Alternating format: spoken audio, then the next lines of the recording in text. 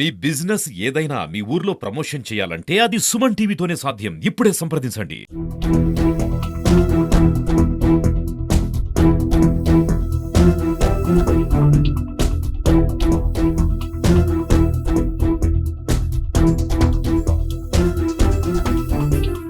ఆద్యంతం ఉత్కంఠ రేపినటువంటి Tirupati deputy mayor ఎన్నిక ప్రస్తుతానికి వాయిదా పడింది. రేపటికి వాయిదా వేస్తూ కూడా ఎన్నికల అధికారి ప్రకటన చేశారు. అయితే ఉదయం నుంచి కూడా తమ కార్పొరేటర్లని కిడ్నాప్ చేశారని చెప్పి ఓవైపు వైసీపీ ఆరోపిస్తుంటే, మరోవైపు కూటమి ప్రభుత్వం సంబంధించినటువంటి కార్పొరేటర్ అంటే మద్దతుగా ఉన్నటువంటి కార్పొరేటర్లు కూడా కనిపించడం లేదు అనేటువంటి రెండు పార్టీలకు సంబంధించినటువంటి ఈ ఒక్క నేతలంతా కూడా ఫిర్యాదు చేసినటువంటి పరిస్థితి. అయితే 22 మంది మాత్రమే హాజరయ్యారు. అంటే దీనికి 25 మంది ఖచ్చితంగా ఉండాలని చెప్పి కూడా ఇప్పటికే ఉన్నటువంటి నేపథ్యంలో అంటే 50 మందికి సంబంధించినటువంటి ఓటింగ్ ఇవాళ జరగబోతోంది. అయితే 47 మంది కార్పొరేటర్లతో పాటు 3 ఎక్స్ అఫిషియో మెంబర్స్ కూడా ఉన్నారు. అయితే ఇదే హాల్లోనే ఎన్నిక అనేది జరగాల్సి ఉంది. అయితే ప్రస్తుతం ఈ ఒక్క ఎన్నిక అనేది ప్రస్తుతం వాయిదా పడినటువంటి పరిస్థితి చూడొచ్చు.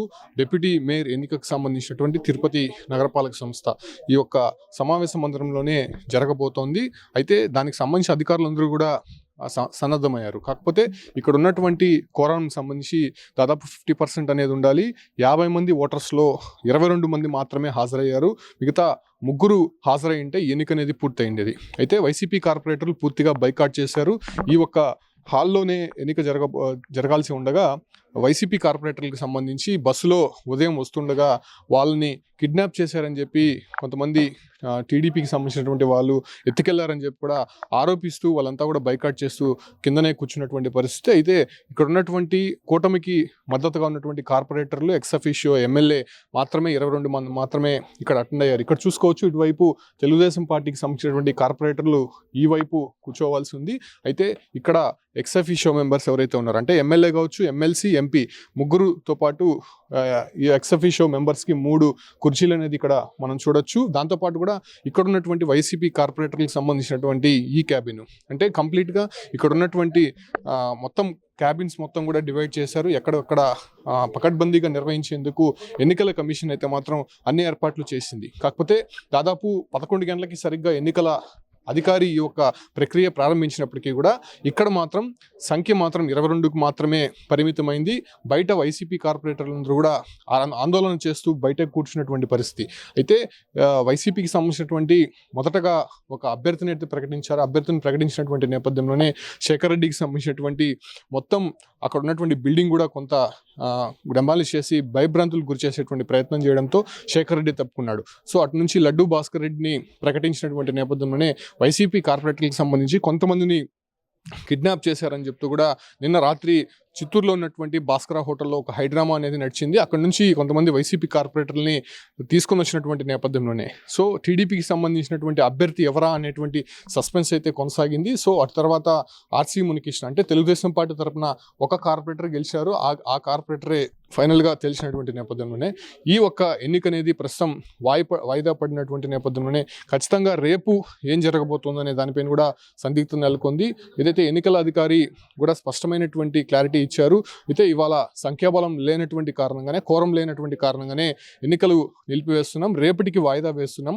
ఒకవేళ రేపు కూడా అదే పరిస్థితి జరిగితే స్టేట్ ఎలక్షన్ కమిషన్తో మాట్లాడి తదుపరి కార్యాచరణ ఎలా ఉండబోతుందో ప్రకటిస్తామని చెప్పి కూడా చెప్పినారు. ప్రస్తుతం ఈ హాల్కి సంబంధించినటువంటి ప్రక్రియ మనం చూడొచ్చు. 3 క్యాబిన్లో డివైడ్ చేసి ఎవరికి కూడా ఇబ్బంది కలగకుండా ఇక్కడ ఎన్నికలు నిర్వహించేందుకైతే ఏర్పాట్లు అయితే చేశారు. అన్ని ఏర్పాట్లు చేసినప్పటికీ కూడా ఇక్కడ ఉన్నటువంటి ఎన్నికల సంబంధించినటువంటి కోరం లేకపోవడము దాన్ని రేపటికి వాయిదా వేస్తూ కూడా నిర్ణయం తీసుకున్నారు. అంటే రేపు సరిగ్గా 11 గంటల ప్రాంతంలో మళ్ళీ ఎన్నికల ప్రక్రియ అనేది ప్రారంభమవుతుంది. సో అప్పటికి 25 మంది ఇక్కడ అటెండ్ అయ్యి ఓటు హక్కు వినియోగించుకుంటే మాత్రం ఖచ్చితంగా గెలుపొందేటువంటి అభ్యర్థిని ప్రకటించేటువంటి అవకాశం కనిపిస్తుంది. కాకపోతే రేపు ఎలా ఉండబోతోంది అంటే ఈ క్యాంపు రాజకీయాలు అనేది ప్రస్తుతం తిరుపతి డిప్యూటీ మేయర్ విషయంలో జరుగుతోంది కాబట్టి సో అది ఎలా ఉండబోతుందనే దానిపైన కూడా ఉత్కంఠ నెలకొంది. ఎందుకంటే తమ అభ్యర్థుల్ని వాళ్ళు కిడ్నాప్ చేశారని చెప్పి, మా అభ్యర్థుల్ని వీళ్ళని కిడ్నాప్ చేశారని చెప్పి ఇలా చెప్పుకుంటూ అనేక సందర్భాల్లో కూడా గొడవలు జరుగుతున్నటువంటి నేపథ్యంలోనే రేపు ఎలా ఉండబోతుంది అనే దానిపైన కూడా ఉత్కంఠ నెలకొంది. ప్రస్తుతం ఈ వాయిదా అయితే మాత్రం ఈ రోజుటికి రేపు వాయిదా పడినని మాత్రం స్పష్టంగా చెప్పొచ్చు.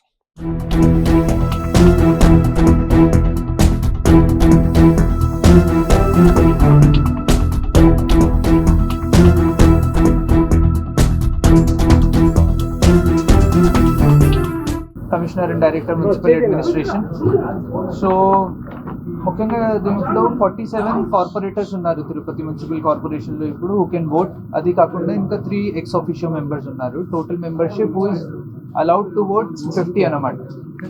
సో యాజ్ పర్ రూల్స్ ఈ 50 మెంబర్స్లో కోరం అంతే, minimum attendance today should be 50%, అంతే 25. సో ఈరోజు మనం 11 o'clock స్టార్ట్ చేసాము. 22 మెంబర్స్, 22 మెంబర్స్ మాత్రమే వచ్చున్నారు. So as per rules quorum meet అవ్వలేను కాబట్టి ఇది నెక్స్ట్ రోజు షిఫ్ట్ చేయాలి, సేమ్ టైం నెక్స్ట్ డే. దానికి ఆల్రెడీ ప్రొసీడింగ్స్ ఇచ్చున్నాము మరియు అనౌన్స్ చేశాము. ప్రొసీడింగ్స్ అందరికీ సర్వ్ చేసి నెక్స్ట్ రోజు సేమ్ టైం ఇది మళ్ళీ కన్వీన్ చేయాలి. సో ఈరోజు ఇది అడ్జర్న్ చేశాము. టుమారో రేపు మళ్ళీ 11 o'clock ఇది స్టార్ట్ చేసి tomorrow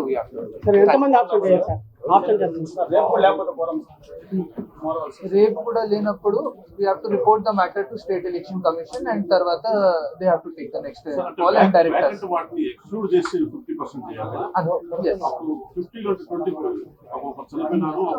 47 plus 3 ex officio, 50 total.